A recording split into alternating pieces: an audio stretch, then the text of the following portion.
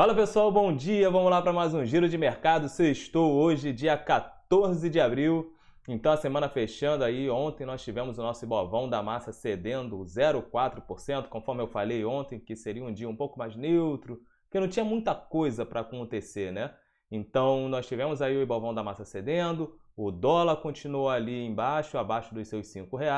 Alegria para a garotada, porque pode ter Disney esse ano, e a gente vai seguir agora para entender o que tem ainda para esse fechamento de semana, beleza? Bom, antes de mais nada, eu vou deixar esse recado para vocês, que você ainda não está inscrito no canal, se inscreva no canal, ativa aí o sininho de notificação, dê esse like e compartilhe esse Morning Call com seus amigos que já estão no mercado financeiro, que querem ter um Morning Call com fatos e dados sem viés, beleza? Bom, olhando o globo, né, como um todo, a gente está vendo ali a Ásia fechando no positivo, Europa também está no positivo, todo mundo ainda impactado pelos dados de desemprego que saiu ontem, dados do mercado de trabalho norte-americano. Então isso acabou mostrando que o mercado de trabalho continua arrefecendo, continua cedendo ali. Então a mão pesada do Fed na taxa de juros, isso fez com que o mercado de trabalho que estava forte começasse a se retrair, começou a se retrair, né, melhor dizendo. E também nós tivemos a leitura do PPI, né, o preço do atacado, o preço ao produtor, que teve também um recuo. Esse recuo, muita gente começou a olhar conforme foi o CPI, que teve uma redução muito grande na parte de energia. Então isso a gente olha a cotação do petróleo no mês de março, que estava mais barato do que hoje e tudo.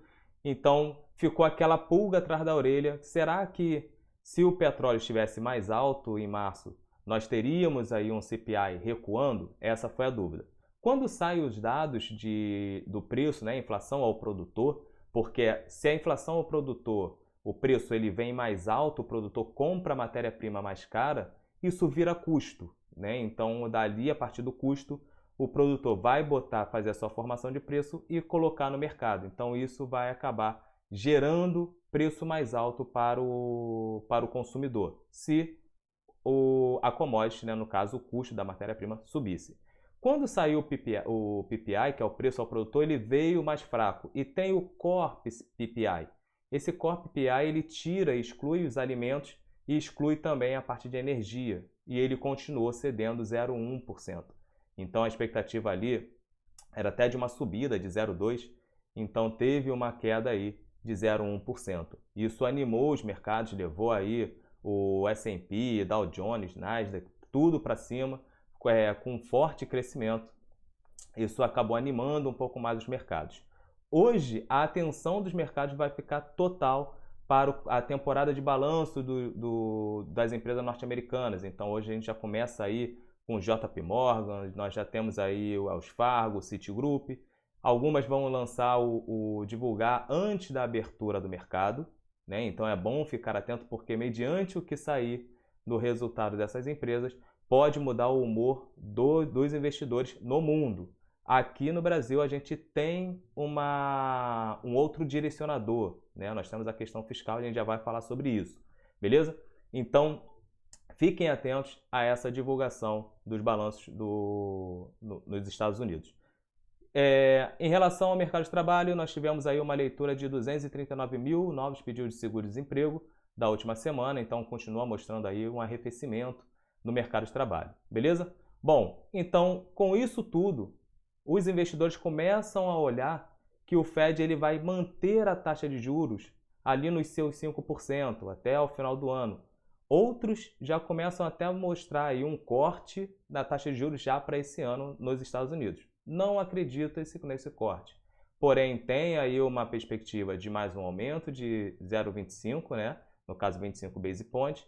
Então, os investidores se animaram com essa perspectiva, beleza? Então, lembrem-se que os investidores, o mercado, ele precifica uma expectativa futura. Se essa expectativa no dia do dado ele vier em linha com a expectativa, o mercado continua a sua direção. Agora, se vier contrário, aí o mercado começa a se estressar um pouco mais.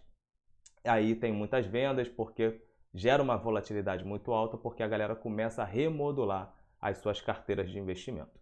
Beleza? Bom, olhando para o nosso Brasilzão aqui, a gente nem falou do dólar, né? Vamos falar do índice dólar. O índice dólar está na menor cotação, está muito baixo aí, cotado aí nos seus 100 mil pontos, ó, nos seus 100,8 pontos, o índice DX. O índice continua fraco, o dólar continua fraco frente ao mundo. Então isso acaba trazendo o nosso real aí se valorizando também frente ao dólar. O dólar cai frente aos emergentes, ainda mais devido à questão da fala, né? Então a gente já vai seguir aqui para o Brasil.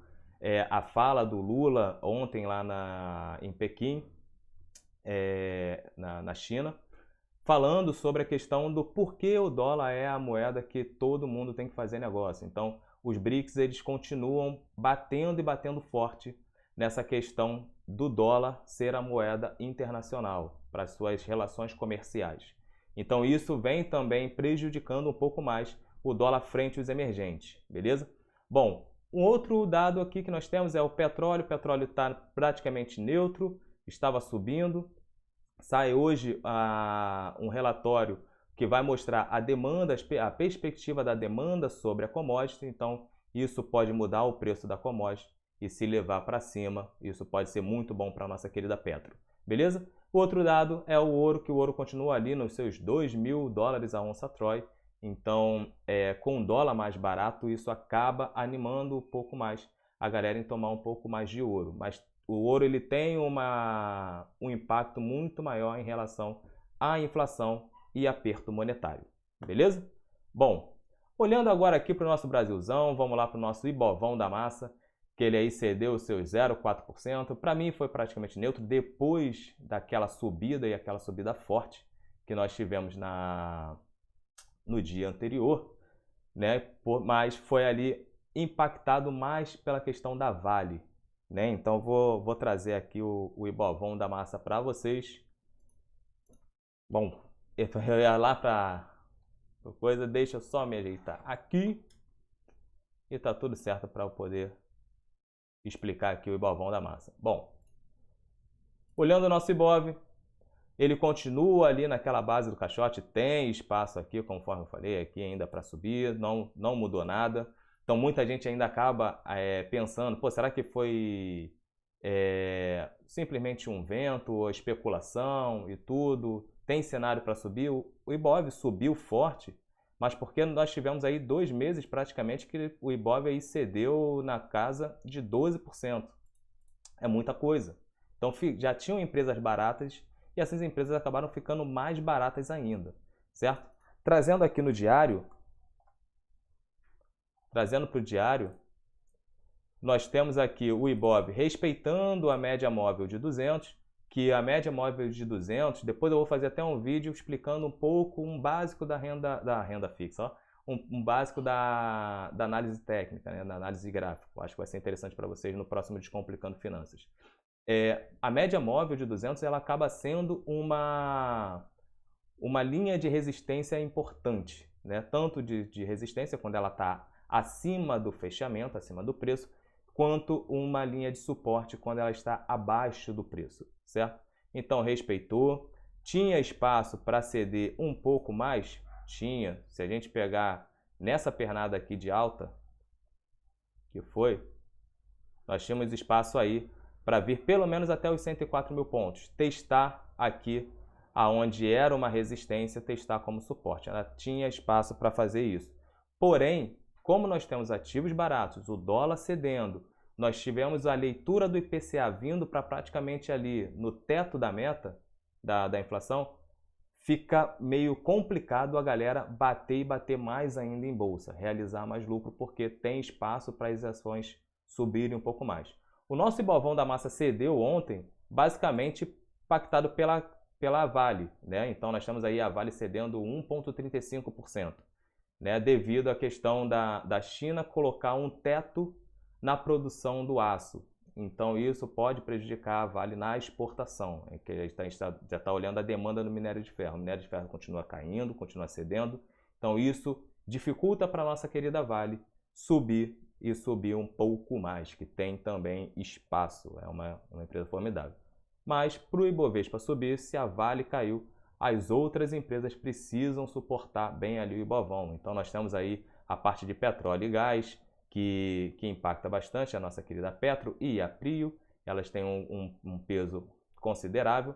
Nós temos aqui o setor financeiro, que também é um outro setor que pesa bem no Ibovão. Então nós temos Itaú, que ficou basicamente no 0 a 0, Bradesco também no 0 a 0, somente a B3 caindo aí 1%, no caso que essa que pesaria um pouco mais, né? Vamos botar assim, dentro do índice Bovespa, beleza? Bom, fora isso, nós tivemos a fala do Lula lá, olha só, questionando a questão o ponto do dólar e por que o BRICS, né, não tem uma moeda para fazer a relação comercial entre eles e deixar o dólar um pouco mais de lado, porque tem os países exportadores, que são exportadores e tudo, eles precisam correr atrás do dólar e isso dificulta a economia, no caso, falas do Lula.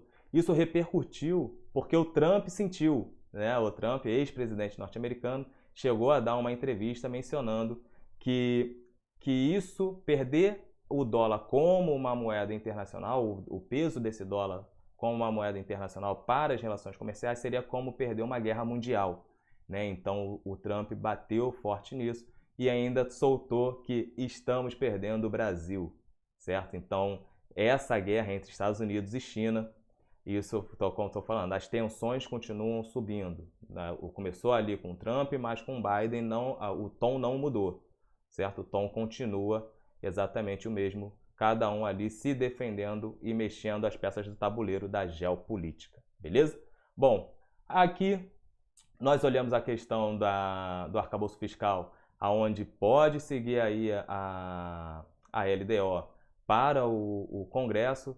Seguindo, isso animou também os mercados, porque era para a próxima semana, daqui a 15 dias mais ou menos, Lira já falou que tem espaço para fazer a votação, para começar todos os trâmites. Beleza.